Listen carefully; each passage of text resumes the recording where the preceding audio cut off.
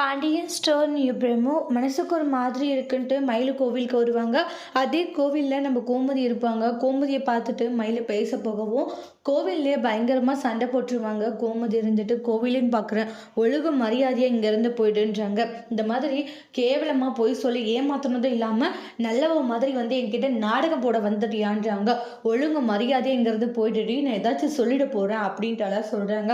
உன்ன மாதிரியான ஒரு ஆளை நான் பார்த்ததே கிடையாது, எப்படி உன்னால் மட்டும் இந்த மாதிரி கேவலமாலாம் யோசிக்க முடியுதுன்ட்டாங்க. இந்த மாதிரி ஒரு கேவலமான ஒருத்தி நான் பார்க்கல அப்படின்ட்டு கோவிலில் பயங்கரமாக சண்டை போடுறாங்க. இல்லை நான் சொல்ல வரதை கேளுங்க, நீ சொல்ல வரதை நான் என்ன கேட்கணும், சொல்லு நான் என்னடி கேட்கணும் அப்படின்ட்டு சொல்கிறாங்க.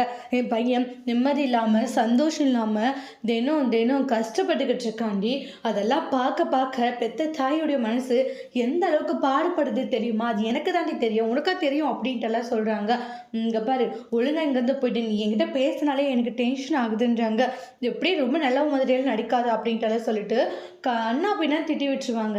அப்புறம் ரொம்ப ஃபீல் பண்ணிட்டு இருக்காங்க தங்கமயிலேன்னா, சொல்ல வரதை கேட்கலையா அப்படின்ற மாதிரி.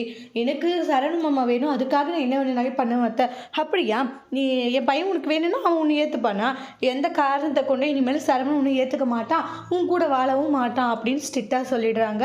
மயில் அடுத்து என்ன செய்ய போகிறாங்க, சரவணனுடைய மனசை எப்படி மாற்ற போகிறாங்க, இனி சரவணன் மனசு மாற போகிறாங்களா இல்லை மயிலை விட்டு பிரிய போகிறாங்களான்ட்டு அடுத்த வீடியோவில் பார்க்கலாம். தேங்க்யூ.